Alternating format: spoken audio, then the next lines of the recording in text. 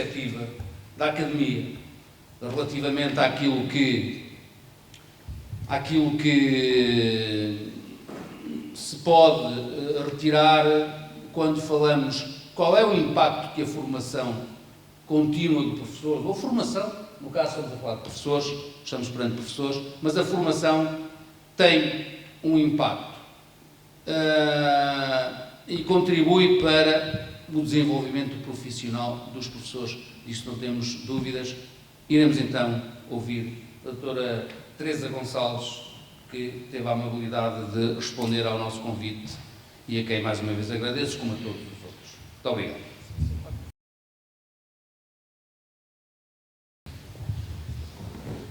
Boa tarde a todos. Começo por agradecer o convite que me foi feito para estar aqui, que foi feito à minha instituição para estar aqui e que eu estou aqui a representar com alguma ansiedade, porque eu não sou especialista na área digital. Pelas minhas funções atuais estou a dinamizar a capacitação digital da minha instituição, portanto, com os professores. Agradeço agora, tenho um agradecimento redobrado, porque foi muito enriquecedor ouvir as comunicações todas desta sessão e, portanto, a este agradecimento do convite, desafio, acrescento realmente este agradecimento pela sessão a que tive a oportunidade de assistir.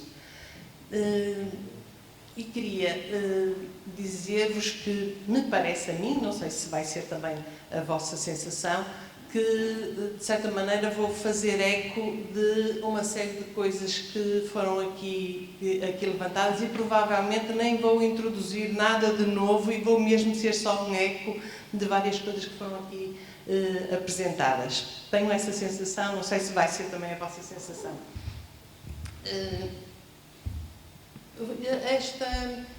Eu realmente não sabia por onde começar, isto foi mesmo um desafio grande. Organizei esta apresentação em alguns tópicos, colocando aí algumas ideias, algumas reflexões que penso que são partilhadas por todos nós.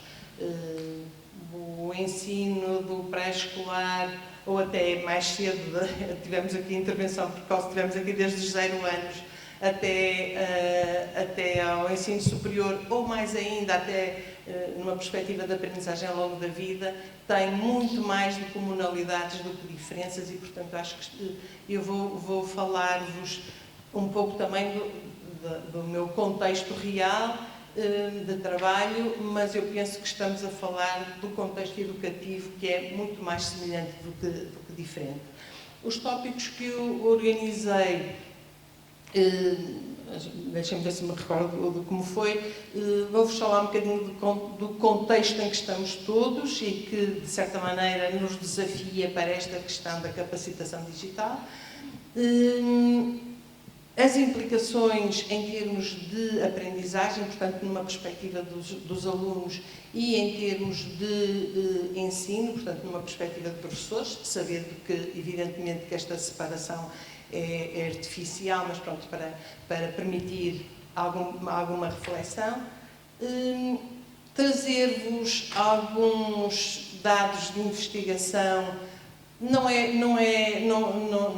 Não consegui, porque, como vos disse, esta não é a minha área também de especialidade.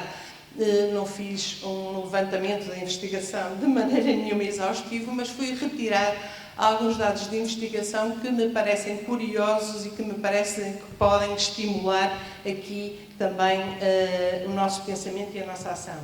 E, finalmente, algumas reflexões que partilho convosco sobre esta questão.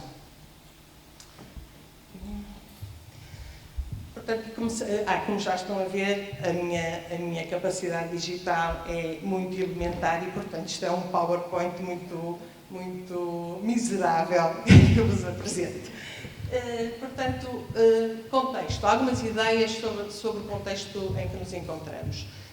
todos e que naturalmente fazem parte também da vossa reflexão.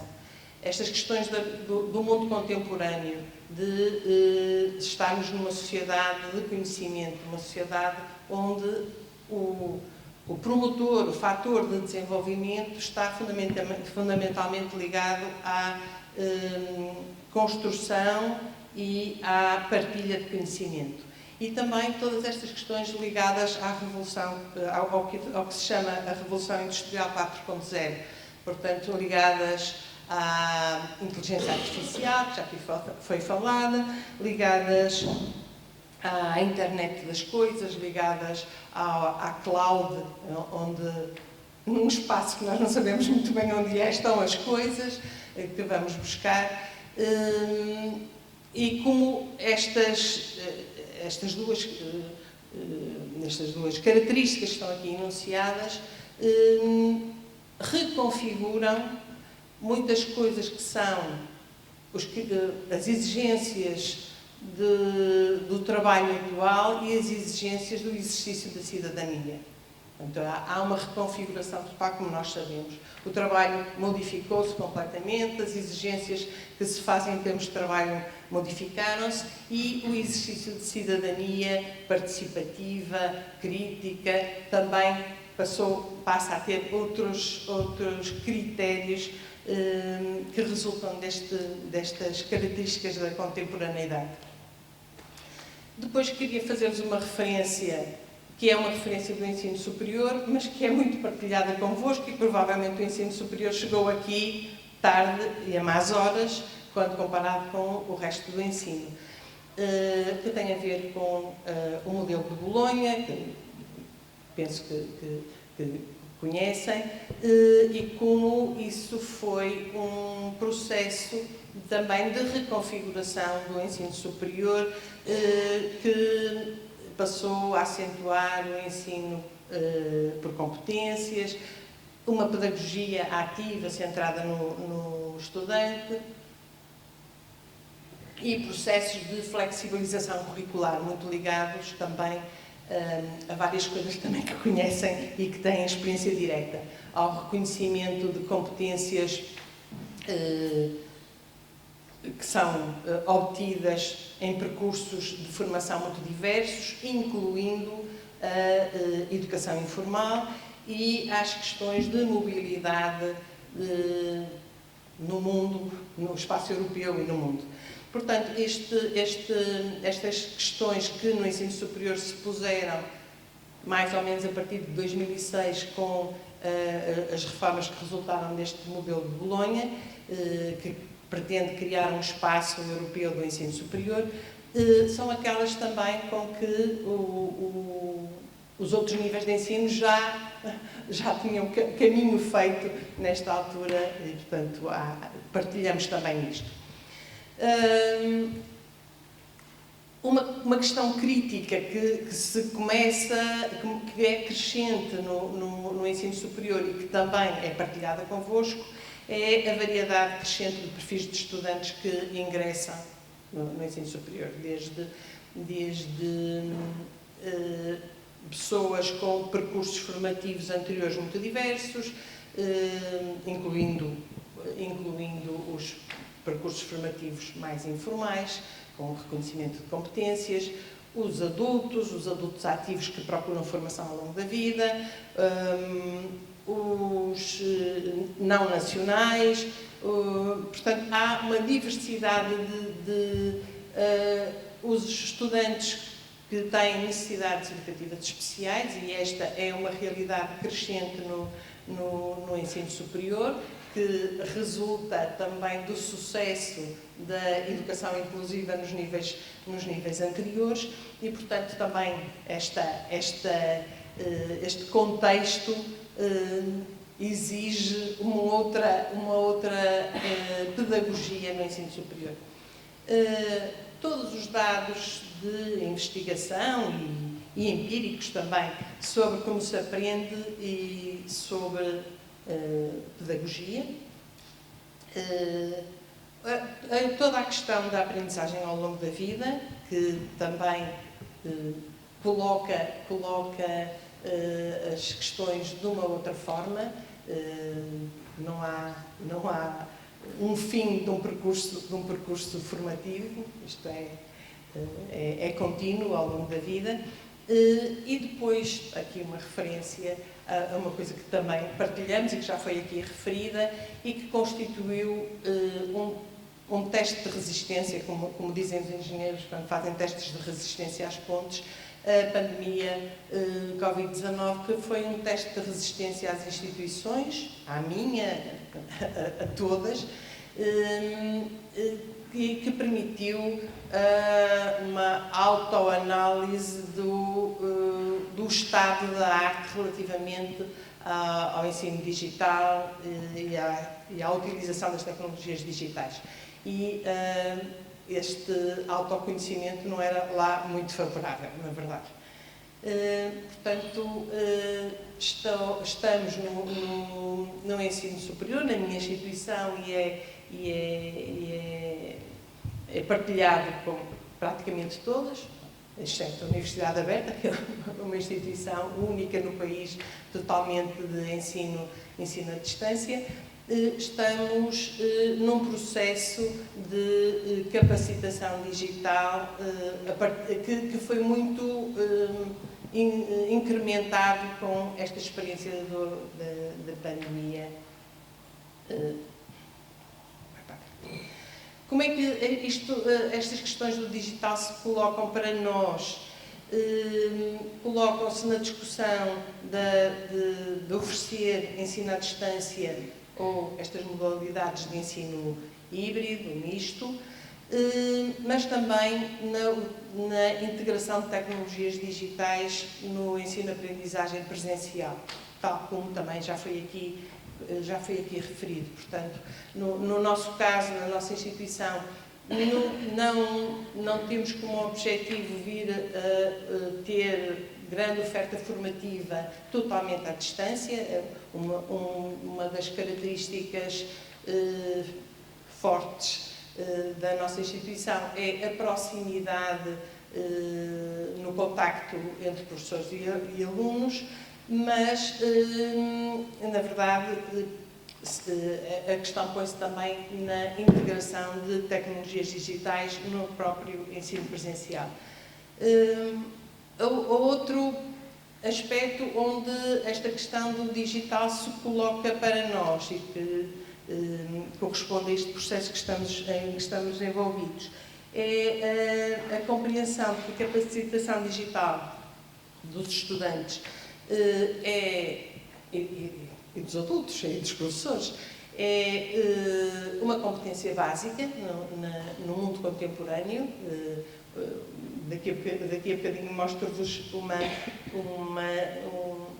figura de um investigador que organiza as questões das competências para o futuro. Ele chama-lhe uma competência fundacional, portanto, é uma competência a par das outras literacias, a literacia digital, a literacia para a saúde, a literacia do ambiente,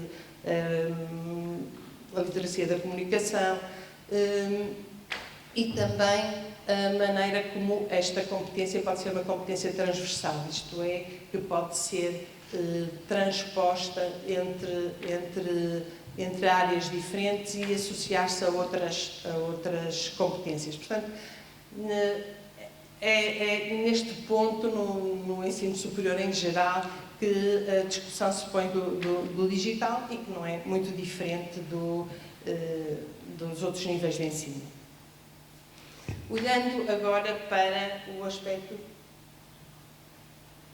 da aprendizagem, portanto, do ponto de vista dos alunos, há vários quadros de referência sobre competências. Eu aqui já vou utilizar o termo que Dias Figueiredo utiliza, é um autor que eu gosto particularmente porque traz reflexões muito interessantes sobre a pedagogia e sobre o digital. Ele chama de competências de nova geração, já vos mostro a figurinha mais à frente. Um bocadinho na perspectiva dele e de outros autores, O objetivo mais importante em termos da aprendizagem dos estudantes é a sua pertença e a sua participação plena na era digital. E, portanto, não é tanto a questão instrumental, não é tanto aprender ferramentas, é viver plenamente numa sociedade que é digital. Ela é. Não são só os nossos estudantes que vivem no mundo digital. A nossa sociedade é digital. E portanto, a questão que se coloca não é utilizar o digital, a ferramenta digital, como um fim em si mesmo, como uma aprendizagem em si mesmo, que também pode ser, mas não é o fundamental. Não é só ser um aspecto motivacional, que também é, mas não vai deixar de ser, porque a novidade vai se perder, não é? Mas para já, é novo, é diferente, mas é fundamentalmente perceber que uma utilização de um determinado nível do digital permite-nos pertencer e ser ativos na sociedade em que vivemos. E, portanto, a ideia é que os nossos alunos, quer os mais pequeninos, quer os mais velhos, são ótimos consumidores do mundo digital, não é? Eles vão lá buscar os jogos, as músicas, os filmes, mas o objetivo é que daí passem a ser utilizadores informados, críticos, que saibam pesquisar, que saibam filtrar, analisar e que daí passem a criadores e participantes ativos. Portanto, este objetivo geral do digital, do ponto de vista da aprendizagem dos estudantes, deve ser este. Algumas questões que nós temos pensado, que são questões críticas que temos que analisar e pensar como podemos responder. A preparação dos estudantes para o digital também foi muito já referenciado aqui, sobretudo se pretendemos que eles tenham esta perspectiva de pesquisa, de filtragem da informação, de análise da informação, de pensamento crítico, de criatividade, de serem autónomos e, portanto, estas questões todas que se colocam para que esta aprendizagem, neste sentido mais aprofundado, seja bem sucedida. Todas as questões de inclusão ligadas ao digital, para todos, para as populações, para os grupos que eventualmente tenham alguma vulnerabilidade no acesso ao digital. E estou a pensar aqui, de repente, nas mulheres, por exemplo. Este ano, o Dia Mundial da Mulher foi dedicado à questão da capacitação digital e eu não trouxe aqui, mas depois, se tiverem curiosidade, podem ver que na página das Nações Unidas há uma apresentação de uma série de dados interessantes sobre o acesso das mulheres às tecnologias digitais.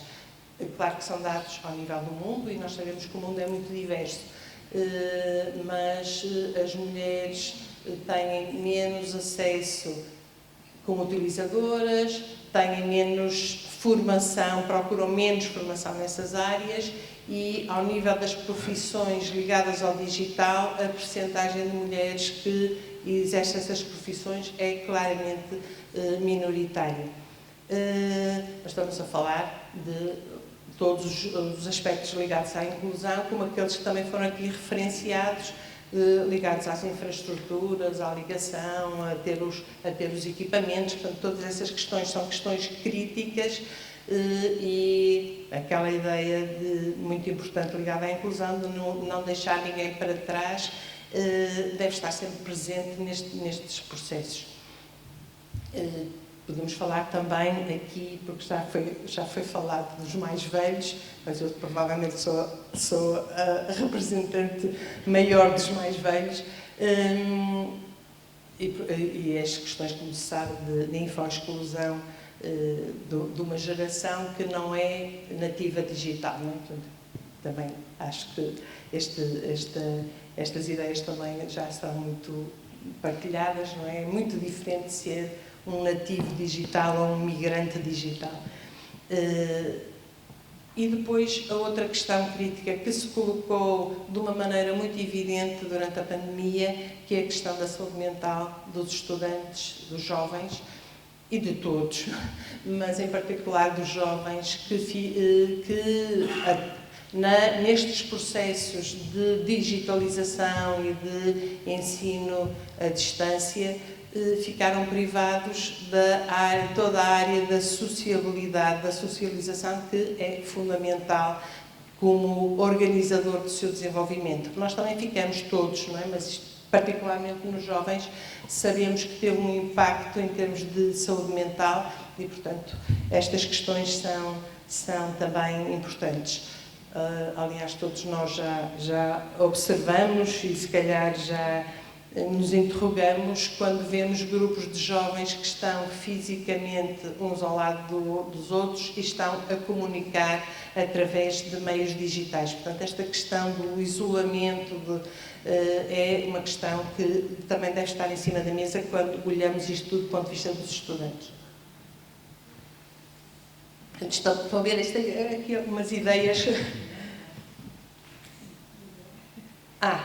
Já me tinha esquecido. Isto não se consegue ler, se calhar. Consegue?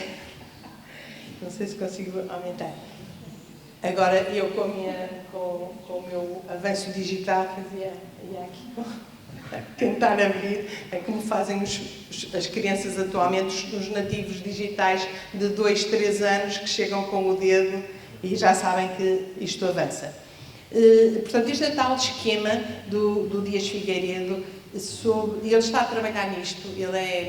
Ele é um professor catedrático da Universidade de Coimbra, reformado, jubilado, e um entusiasta das questões pedagógicas. Aliás, é muito interessante porque há muitos pedagogos que vêm dessas áreas, das áreas da química, da engenharia, etc. Ele é um deles e ele está a fazer um trabalho que está em curso, em que tenta, a partir da literatura, da investigação, do que tem vindo a ser produzido, organizar de uma certa forma aquilo que ele considera que são as competências para as novas gerações, e está a fazer em paralelo também a construir um mapa sobre as pedagogias que favorecem o desenvolvimento destas competências. E, portanto, ele tem aqui uma série de competências e era aquilo que eu vos tinha dito há bocadinho, aqui no superior, no canto superior esquerdo, são então as competências fundacionais, como ele chama, e eu também tenho dificuldade em ver, mas as competências... Está isso? As competências digitais, já não estava a ver. As competências digitais estão aqui dentro das competências fundacionais. E depois há uma série de outras competências que ele organiza aqui neste mapa para se pensar quais são as competências para as novas gerações. Do ponto de vista do ensino, portanto, olhando agora um bocadinho artificialmente do lado do ensino e do lado do professor, o que nós temos vindo a pensar, todos nós, e houve aqui apresentações muito nesse sentido, é como as tecnologias digitais têm um potencial para a inovação pedagógica. Têm ou podem não ter. Podemos utilizar tecnologias digitais no ensino puramente transmissivo, como sabemos. Mas, no entanto, é reconhecido que elas têm um potencial para a inovação pedagógica, para promover a participação, para promover a colaboração e a interação dos estudantes em ambientes de aprendizagem flexíveis, personalizados. Estou a lembrar-me agora desta última apresentação da Conceição, e sem restrições físicas e temporais. Isto é uma das ideias desenvolvidas pela Comissão Europeia no plano digital, não sei o quê. Como de certa maneira já trouxe aqui esta ideia, repito a ideia de tecnologias não como um fim, que podem ser também, mas sobretudo as tecnologias como um meio. Portanto, nós falamos mais na ideia de ambientes de aprendizagem tecnologicamente mediados. A tecnologia aparece ali fundamentalmente, é evidente, estamos a falar de um curso de informática, de um curso de engenharia informática, naturalmente, estas questões digitais são um fim em si mesmo, não é? São uma área de conhecimento. Mas, naquilo que nós temos vindo aqui a falar e a partilhar, nós estamos fundamentalmente a desenvolver ambientes de aprendizagem em que a tecnologia é um meio. Portanto, nesse sentido, aquilo que nos preocupa é como integrar as tecnologias digitais no acesso à informação e na produção de conhecimento. Estes autores que cito aqui defendem, então, a ideia de uma pedagogia ativa digital. Eu não sei muito bem se é uma pedagogia digital ativa ou uma pedagogia ativa digital, se calhar o foco pode variar, mas fundamentalmente a questão é a introdução do digital em apoio da inovação pedagógica, em apoio de uma abordagem pedagógica ativa, aproveitando as vantagens que são reconhecidas para o digital. O ser possível ser centrado no estudante, a autorregulação, que já se falou aqui, a autonomia, motivação, autocorreção, portanto, todos esses processos. A possibilidade de um feedback mais frequente, mais constante, por vezes mais gamificado, como foi aqui na apresentação do professor Nuno. Aquilo que eles chamam um alinhamento construtivista, isto é, um alinhamento entre os objetivos de aprendizagem e a avaliação desses objetivos e a existência de uma infraestrutura flexível. E isto é particularmente importante na possibilidade para determinados públicos, por exemplo, no nosso caso, para os adultos ativos, esta possibilidade de aprender de uma maneira que não é restringida pelo tempo e pelo espaço, mas também, isto sem querer ser muito pessimista, mas penso que os cientistas apontam para a possibilidade de voltar a haver situações idênticas àquelas que vivemos com o vírus do Covid-19, provavelmente com outros vírus, e, portanto, esta necessidade de vir a recorrer a estas infraestruturas flexíveis para a aprendizagem. Questões críticas. Toda a questão da mudança, porque a mudança implica esforço. Não estou a dizer que implica resistência, mas implica sempre esforço, e há momentos em que nós não temos capacidade para fazer esse esforço. Uma questão que eu pus aqui interrogada, isto deve ser um problema muito pessoal, é a questão geracional, a questão dos professores serem envelhecidos, como a professora Dores já identificou, e, portanto, até há uma série de estudos sobre os professores chamados veteranos, os mais velhos, e as suas atitudes face à inovação pedagógica e face ao digital. e, portanto, haver aqui uma espécie de gap, um fosso geracional. Eu pus aqui interrogado porque eu não acredito muito nisto, eu acredito mais que seja uma questão de atitudes, de crenças, de percepções do que propriamente de idade, mas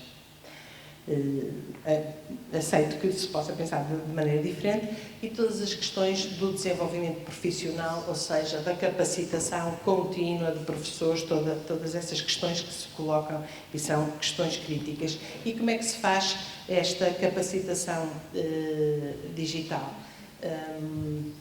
Também é uma questão crítica e, de certa maneira, as apresentações aqui feitas refletiram um pouco sobre isto, sobre a passagem do processo formativo para a prática, provavelmente também uma prática que depois foi refletida à luz do processo formativo e, portanto, todas estas questões de desenvolvimento profissional também são muito importantes.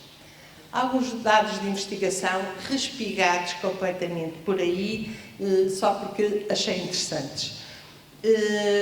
Num estudo na Noruega, os professores mostraram opiniões positivas sobre a educação digital, em geral, mas eram céticos quanto aos benefícios nas suas próprias disciplinas. Portanto, é muito bom para todos, mas na minha disciplina penso que não será assim tão bom. Um estudo de 2019. Dois dados que se contrapõem e que me parecem interessantes: professores com abordagens centradas no estudante, portanto, abordagens ativas de aprendizagem, são mais abertos à introdução de ferramentas digitais com intencionalidade educativa. Não a ferramenta pela ferramenta, como um processo de motivação, como um processo de distração, mas com uma intencionalidade educativa.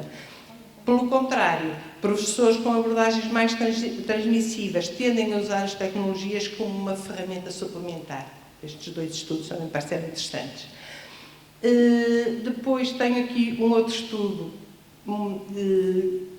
engraçado, em que foram identificados diferentes perfis de professores, neste caso no ensino superior, porque alguns destes outros estudos não são do ensino superior, face à aprendizagem híbrida,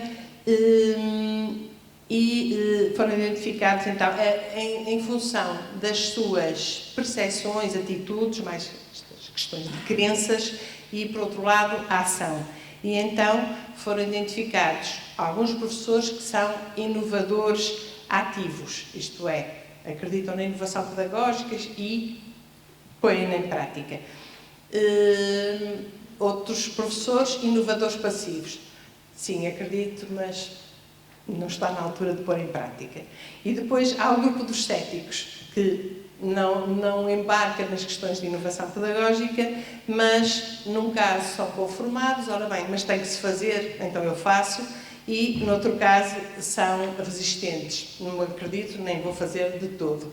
E portanto neste estudo, isto também pode permitir a nossa autoanálise, se bem que todos nós temos dias, não é? Isto também não é, há dias que estamos mais para ali, outros dias mais para ali. Mas o que estes autores concluem é a importância de um grupo de inovadores ativos, um grupo significativo de inovadores ativos que dinamizam o processo nos seus contextos, nas suas escolas, nos seus agrupamentos de escolas. E, por fim, tenho aqui um outro estudo, que este foi feito por mim e por uma colega, sobre o nosso próprio passagem para aquilo que se ficou a chamar de ensino remoto de emergência, não é? Porque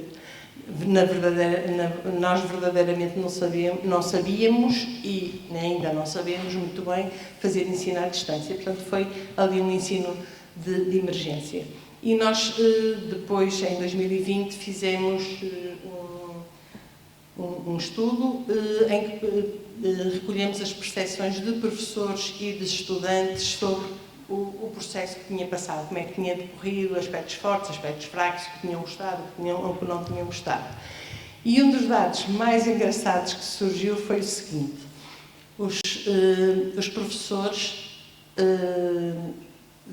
consideraram vários aspectos positivos, mas consideraram que houve uma carga de trabalho para o professor muito aumentada. E que eu concordo, atenção, houve uma carga de trabalho muito aumentada. Quando lhes perguntamos se a carga de trabalho dos seus estudantes tinha sido aumentada, eles consideraram, a maioria considerou que foi mais ou menos o mesmo. Quando perguntamos aos alunos, os alunos acharam que a sua carga de trabalho foi muito aumentada nesse processo. Portanto, isto foi um dado mesmo muito engraçado, porque mostra os lugares onde nós estamos, não é? As percepções que temos das coisas. Aqui há alguns dados de investigação assim um bocadinho à solta, mas que nos ajudam a pensar, penso eu, nestas coisas. Finalmente, algumas questões de reflexão, também já foi aqui levantado pela professora Rosa e por outras pessoas, esta questão muito quente, porque é muito nova, porque nós não sabemos ainda como é que vamos responder a isto, da inteligência artificial e destes programas de inteligência artificial generativa, não é? Que produzem textos, que produzem imagens, que produzem filmes. Toda a gente, se calhar, se recorda da fotografia do Papa com um quispo, não é?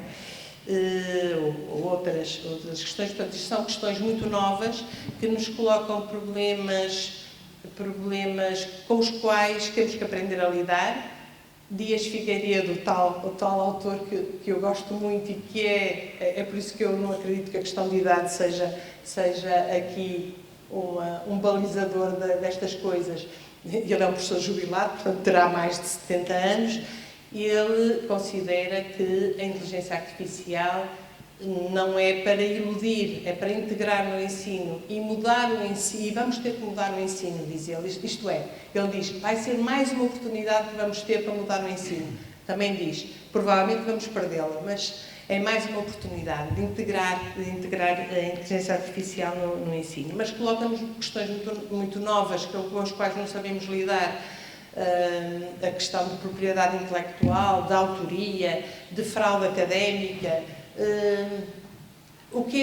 Como é que vamos transformar o ensino quando podemos produzir num clique um texto completo que responda a uma questão?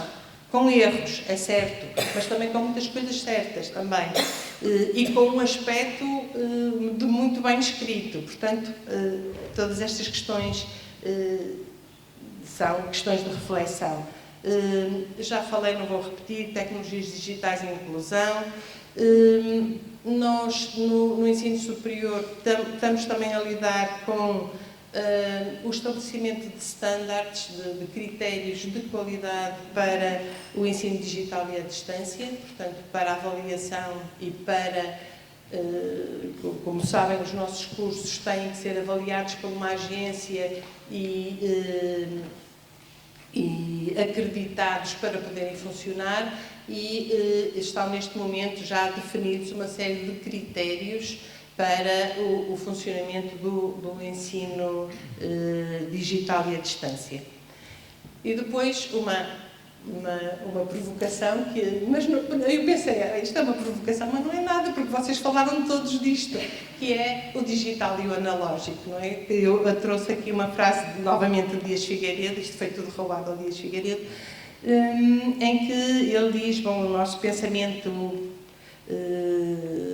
cartesiano é um pensamento dicotómico, não é? Portanto, quando passamos para o digital, tchuca, vamos mandar o analógico para canto. E ele diz aqui como isto é errado e como as coisas se podem potenciar uma à outra e integrar e melhorar o ensino ao integrar o analógico e o digital. E, portanto, houve montes de exemplos aqui maravilhosos sobre isso. E, para finalizar, uma questão que coloca outra vez a pedagogia como a questão fundamental face ao digital. O digital está ao serviço da pedagogia. Se calhar vou ler. A investigação indica que a pedagogia é uma barreira mais importante para o ensino inovador no ensino superior, mas podia não ser, não é?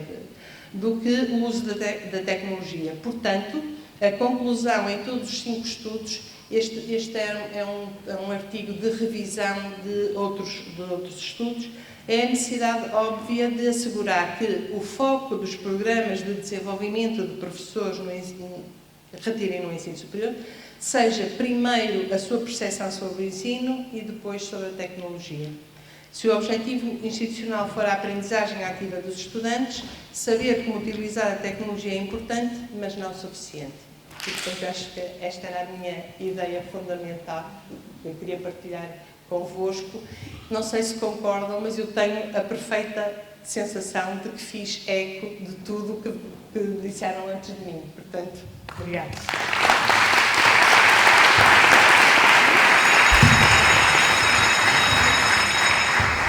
Muito obrigado. Agradecemos a apresentação. Traz-nos os dados da investigação, o estado da arte relativamente a esta questão do digital. Percebemos que, tal como todos os outros níveis de ensino, também o ensino superior teve necessidade de, não digo de se reconfigurar, mas de se adaptar a uma nova realidade que tem a ver com os públicos que cada vez mais serão diferentes. O que acontece também, vejamos, o que aconteceu nas nossas escolas quando a escolaridade obrigatória passou a ser de 12 anos, e isto são tudo questões que exigem antecipação, análise, uma avaliação do que temos, do que queremos, e portanto, tal como no ensino superior, a aceitação de que o digital poderá aqui jogar um papel importante é uma conclusão. E a competência digital, como dizia, do estudo do investigador de Coimbra, ser considerada como uma competência fundacional, e acho que daí todos temos a mesma opinião. O tempo já vai longo, não tivemos os 10 minutos que costumamos descontar por cada hora de formação, mas tenho a certeza absoluta de que não os tendo tido, eles foram convertidos em tempo útil para todos nós. E agora, como habitualmente acontece, passava-vos em futebolês a bola e estamos, eu não, estão os nossos intervenientes disponíveis para qualquer questão que queiram pôr, qualquer observação que queiram fazer. Temos intervenções da audiência. O adiantado da hora não ajuda muito, não é? E acho que foram intervenções todas elas de grande valor, importantíssimas, mas eu ainda vos vou roubar mais um minuto. E só para vos dizer isto, num tempo de tantas mudanças, há até quem diga que, se nós cronologicamente analisarmos as fases da história em que qualquer profissão sofreu alterações, a nossa profissão sofreu uma série de alterações nos últimos 20 anos e que são exigentes, exigem muito de nós.